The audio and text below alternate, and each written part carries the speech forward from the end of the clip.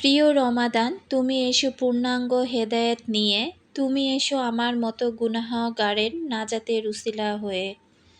তুমি এসো রহমত ও বরকত নিয়ে। আসসালামু আলাইকুম, সবাইকে পবিত্র মাহে রমজানের শুভেচ্ছা জানাচ্ছি। আজকের ব্লগটি আমার একদম প্রথম দিনের সেহরি রাতের ব্লগ ছিল। তো ভোর রাতে বেলা আমরা খাওয়া দাওয়া শেষ করে আমি একটু বারান্দায় গিয়ে দাঁড়িয়েছিলাম। তো সেখানকার ভিডিও একটু ফুটেজ আপনাদের সাথে শেয়ার করলাম। চারপাশটা অন্ধকার ছিল ঠিকই, কিন্তু প্রত্যেকটা বিল্ডিংয়ে আলো জ্বলতেছিল। আর মনে হচ্ছিল যে প্রতিটা ঘরের মানুষ উঠে যেন খাওয়া-দাওয়া করছে। তো সেহরি খেয়ে এরপর ভোর রাতের আজান শুনে নামাজ আদায় করে তারপরে আলহামদুলিল্লাহ আবার একটু শুয়েছিলাম। যেহেতু প্রথম দিন আমার কিন্তু অনেক খারাপ লাগছিল। আর এরপর ঘুম থেকে উঠে আমি মোটামুটি ঘরের কাজকর্ম গুছিয়ে নিয়েছি। তো প্রথম দিনটা একটু খারাপ লাগবে, এটাই স্বাভাবিক। তো আজ অনেক দিন পর আপনাদের সাথে ভিডিওটা আরকি প্রথম রোজার ভিডিওটা আজ আপনাদের সাথে শেয়ার করছি। আমি ঘুম থেকে উঠে দেখেন কি করেছি, ঘর-দুয়ার সবকিছু আগে গুছিয়ে নিয়েছিলাম। এরপর আমি সব সবজি কেটে নিয়েছি। তো সব কাটাকাটি শেষ করে এভাবে আমি রেখে দিলাম। তো তার মাঝখানে আমি ঘর-দুয়ার গুছিয়ে নেওয়ার পর আমি কিন্তু ১ ঘন্টার মতো কোরআন শরীফ পড়েছি। কোরআন শরীফ পড়ে এগুলো সবকিছু নামিয়ে নিলাম আর কাটাকাটিটাও করে নিলাম। রমজান মাসে সবাই বলে কাজ কম, কাজ কম। কিন্তু আমি মনে করি যে রমজান মাসে কিন্তু কাজ কম না। কাজ কিন্তু আমাদের সবচাইতে একটু বেশিই থাকে। সেই সাথে নামাজ আদায় করা, কোরআন তিলাওয়াত করা, তার সাথে কিছু তাসবিহ তাহলিল পাঠ করা। এরপর তো আছে আবার আত্মীয়স্বজন সবার সাথে কথাবার্তা বলা। তো সবকিছু মিলিয়ে দিনটা যে কিভাবে চলে যায় বুঝতেই পারছি না। এই যে জবা কিন্তু প্রাইভেটে চলে যাচ্ছে। কলেজটা আলহামদুলিল্লাহ বন্ধ ঠিকই হয়ে গিয়েছে। আমি এত খুশি হয়েছি। মেয়েটাকে নিয়ে কিন্তু আমি খুব বেশি টেনশনে ছিলাম। যে রমজানের মধ্যে যদি এভাবে স্কুল কলেজ খোলা থাকে তাহলে কিন্তু অনেকটা কষ্ট হয়ে যাবে। কিভাবে মেয়ে রোজা রেখে যে কলেজ করবে, আসলে একটু টেনশন হচ্ছিল। তবে জবার কলেজটা ঠিকই ৪ দিন আগেই বন্ধ হয়ে গিয়েছে।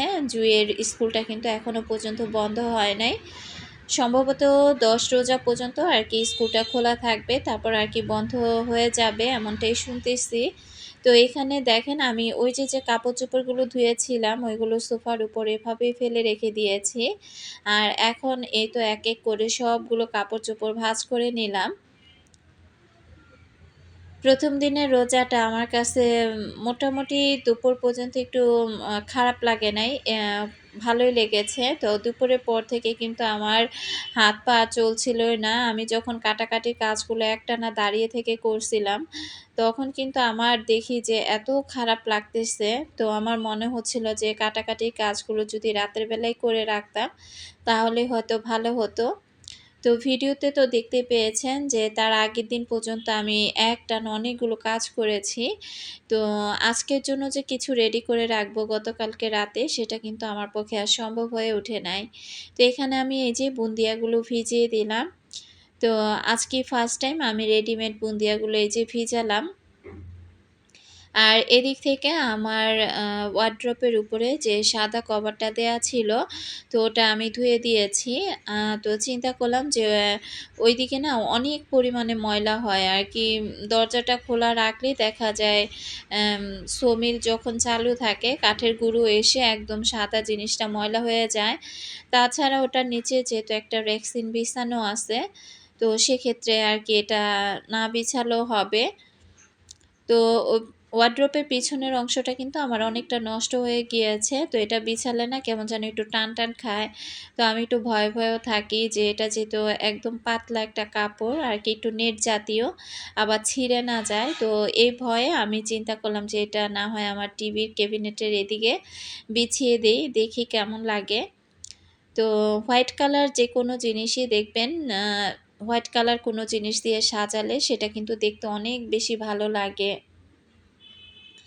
তো আমি যখন কাজকর্ম করতেছিলাম মনে, মনে কিন্তু আমি বিভিন্ন দোয়া দুরুদ এগুলো কিন্তু পড়তে থাকি। কারণ আম একটানা বসে থেকে যে তসবিহ পাঠ করা ওটা কিন্তু সম্ভব হয়ে ওঠে না।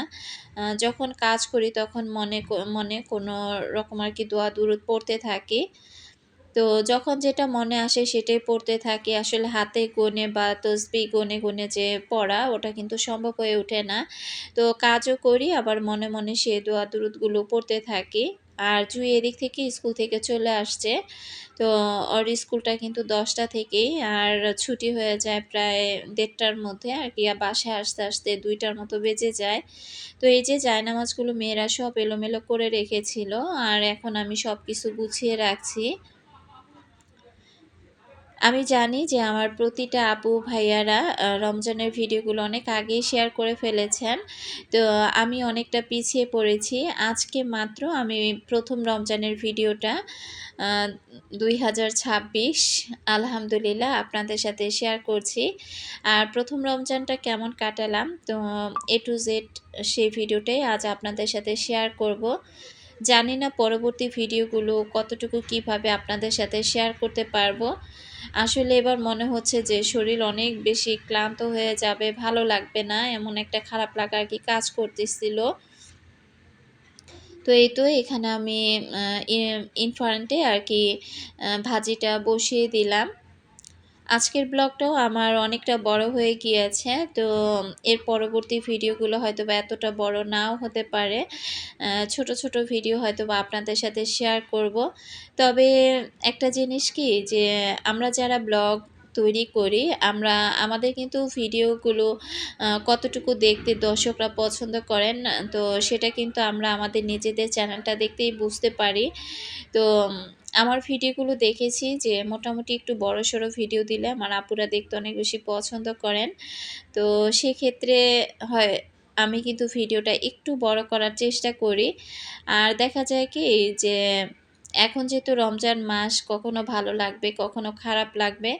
যখন ভালো লাগবে তখন তো ক্যামেরা অন করে কাজ করবই। আবার একটা বিষয় কি ক্যামেরা অন করে কাজ করতে গেলে কিন্তু আ কাজে অনেকটা পিছিয়ে পড়তে হয়, অনেকটা দেরি হয়ে যায়। অফ ক্যামেরা কাজ করলে কিন্তু খুব দ্রুত কাজগুলো করে নেয়া যায়। তো আমি যেহেতু মোটামুটি বলা যায় যে এটা আমার একটা ভালোবাসার জায়গা বা আমার কাজকর্মগুলো আমার আপুরা দেখতে পছন্দ করেন। তো সে জায়গা থেকে আমি আসলে আমার রেগুলার যে লাইফস্টাইলটা তো সেটাই কিন্তু আপনাদের সাথে শেয়ার করার চেষ্টা করি।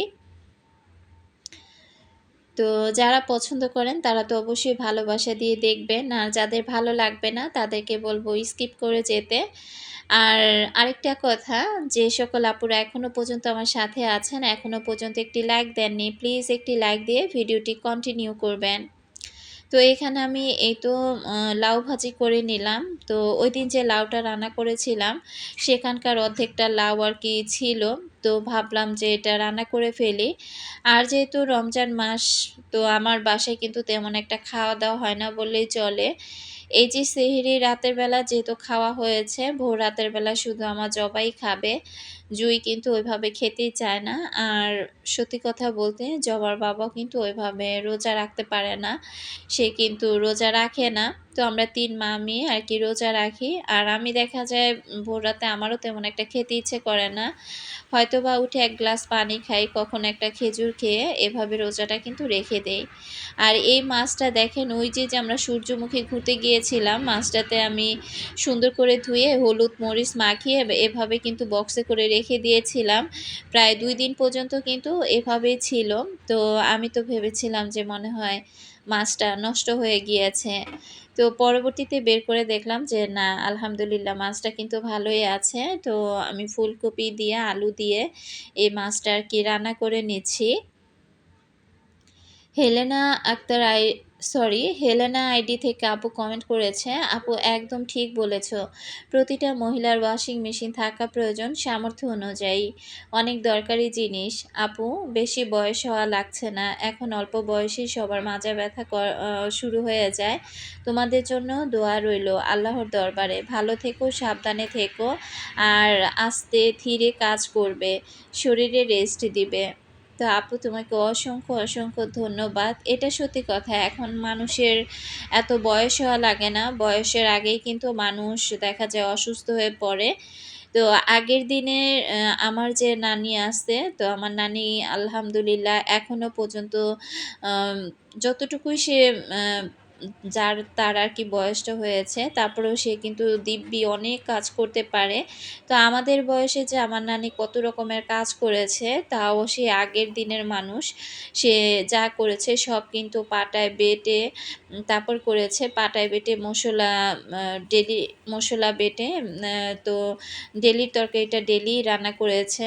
আবার দেখা যায় পিঠাপুলির দিন আসলে পাটা ভর্তি চাল বেটে তারপর পিঠা তৈরি করেছে। তো আমরা তো তার কানাকড়িও পাই নাই। কারণ তাদের মতো আমরা হতেও পারবো না। আসলে এই বর্তমান যুগে এসে আমাদের তো আধুনিকতার ছোঁয়া পেয়ে আমরা যে কত কিছুর মধ্যে জড়িয়ে গিয়েছি। কিন্তু ওই দিক থেকে দেখেন তারা কিন্তু এখনো আলহামদুলিল্লাহ সুস্থ সবল থেকে খুব সুন্দর করে কিন্তু কাজ করতে পারে। তো আমরা তো তার কিছুই পারি না। তারপরে আপু দোয়া রেখো। আসলে এখন আর বয়স লাগে না। বয়স ছাড়াই মানুষের অনেক সমস্যা দেখা দেয়। তো এদিক থেকে আমি এখন এই যে ইফতারিগুলো ভেজে নিচ্ছি। আজকে যেহেতু ১ম রোজা, তো আমি মনে করেছিলাম যে জবার আব্বু বাসায় চলে আসবে। তো আমি তাকে ফোন আরকি দেই নাই। তো ভাবছিলাম যে সে যদি বাসায় আসে অবশ্যই বাসার নিচে এসে তারপর আমাকে ফোন দিবে। তারপরেও আমি ৪ টা করে ভেজে নিচ্ছি। এখানে আমি চিকেন নাগেটস গুলো ভেজে নিচ্ছি। আর কিছু রোলও ভাজবো। যেহেতু ১ম রোজা, তো যদিও দেখা যায় ইফতারি করার পর তেমনভাবে কিন্তু খেতে ইচ্ছে করে না। পেট কিন্তু একেবারে ভর্তিই থাকে। তো তারপরেও ভাবলাম যে ১ম রোজা যেহেতু টুকটাক কিছু ভাজাপোড়া করি। তারপরের রোজা থেকে হয়তোবা এত ভাজাপোড়া নাও করতে পারি। তো সেই চিন্তা থেকে কিছু রোল, নাগেটস, তারপরে পেঁয়াজু, আলুর চপ এগুলোই ভাজলাম। আর এগুলো ভাজাভাজির পর না দেখেন তেলের অবস্থা কি হয়েছে, একেবারে ব্রেড ক্রাম্ব দিয়ে ওগুলো পুড়ে অবস্থা খারাপ হয়ে গিয়েছে। তো তেলটা এখন আবার আমি একটু সেঁকে নিলাম। সেঁকে এরপর আরকি এখন আবারও সেই তেলটা রিফিল করে এখন আমি বুটটা আরকি ভেজে নিব।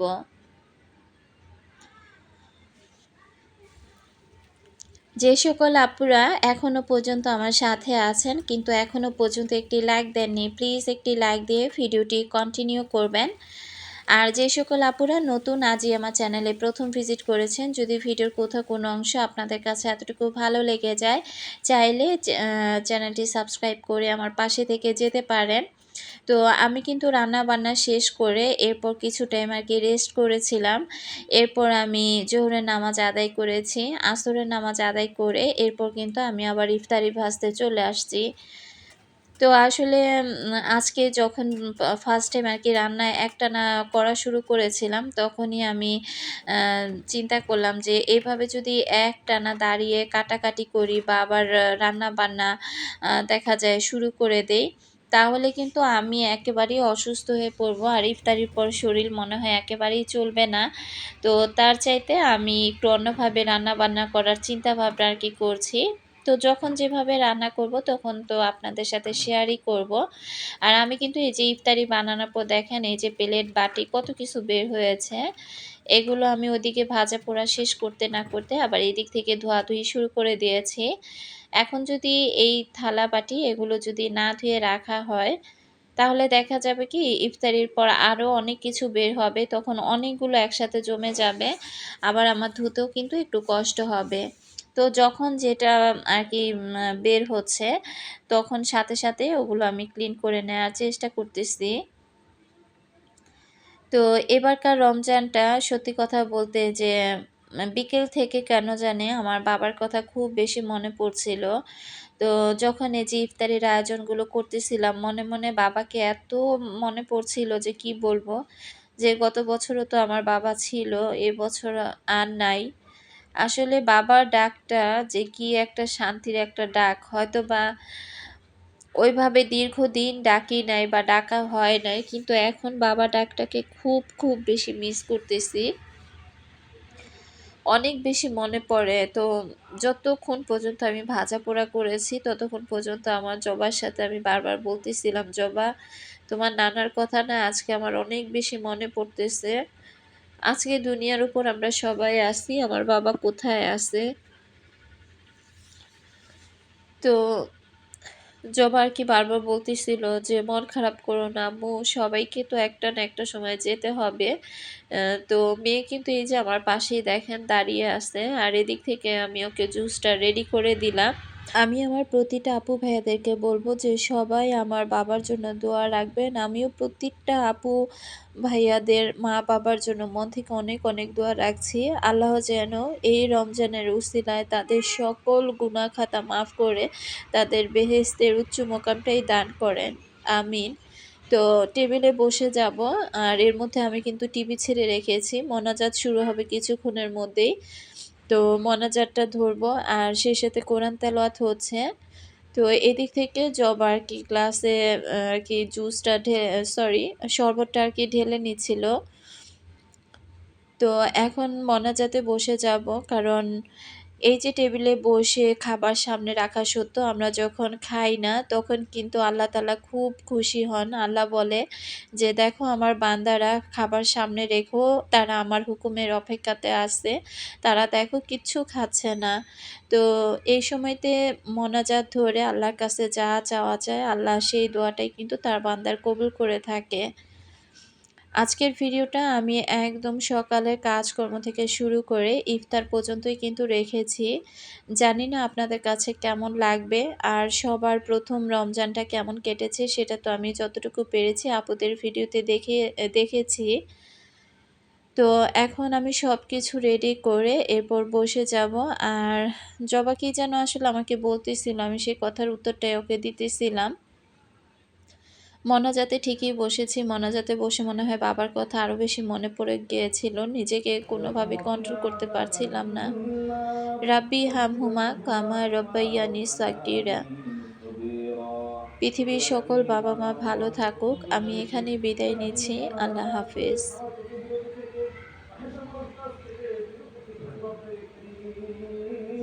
আপনার প্রত্যেককে রহমত নাজাত এবং মাগফিরাতের মাধ্যমে ধন্যবাদ জন্য আল্লাহ রাব্বুল আলামিন দয়া করে আমাদের প্রত্যেককে আপনার রহমত নাজাত এবং মাগফিরাতের চাদরে আপনি আবদ্ধ করে নিন। আল্লাহ রাব্বুল আলামিন আজকে রোজাকে আপনি কবুল ও মঞ্জুর করে নিন। আল্লাহ রাব্বুল আলামিন আমাদের সাহারি, আমাদের ইফতার, আমাদের তারাবি সহ মাহে রমাদানে যত আমল করব, ইবাদত করব, সমস্ত আমল আর ইবাদত সমূহকে আপনি কবুল ও মঞ্জুর করে নিন। আল্লাহ রাব্বুল আলামিন রমজানকে আপনি রমজানে সবচেয়ে বড় ইবাদত নামাজকে যথাযথভাবে আদায় করতে না পারি তাহলে আমাদের জন্য বড় দুর্ভাগ্য। ربنا آتنا في الدنيا حسنة وفي الآخرة حسنة وقنا عذاب النار وصلى الله تعالى على خير خلقه محمد وعلى آله وأصحابه أجمعين برحمتك يا